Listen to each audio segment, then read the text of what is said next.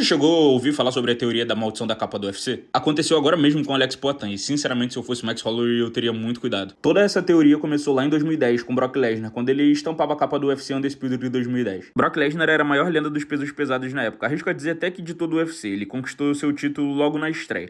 Mas logo depois que estampou a capa do jogo, ele perdeu numa decisão dividida para Shane Carvin no UFC 116. A partir desse jogo foi lançado o UFC Undisputed 3, que quem estampava a capa desse jogo era simplesmente o maior ícone geracional do UFC, Anderson Silva. Nessa época ele brilhava no auge e vivia o seu melhor momento. Mas depois de ter estampado a capa do jogo, ele tomou aquele nocaute brutal pra Chris Weidman no UFC 168. Daí pra frente foi só pra trás. Logo depois, no UFC ou UFC 1, quem estampava a capa do jogo era Alexander Gustafsson, que vinha num excelente momento. Mas um ano depois de ter aparecido na capa, ele simplesmente começou a acumular derrotas que marcaram a história da sua carreira. E quem dividia a capa com Gustafsson era o considerado pra muitos o GOAT do esporte, o John Jones.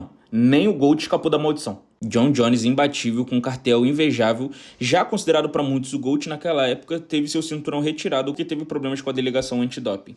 Se é que você me entende.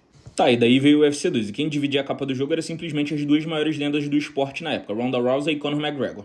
Agora, falando da Ronda, ela não era só um rostinho bonito, já era uma mulher consolidada no esporte, era uma campeã invicta, que tinha um cartel perfeito, era considerada imbatível. E sinceramente, se existe MMA feminino dentro do UFC, é simplesmente graças a essa mulher. A Ronda era invicta, tinha um cartel perfeito de 12-0, nunca tinha perdido no esporte, e logo depois de ter aparecido na capa do jogo, ela sofreu um nocaute brutal no UFC 193 para Holly Holm em apenas 48 segundos.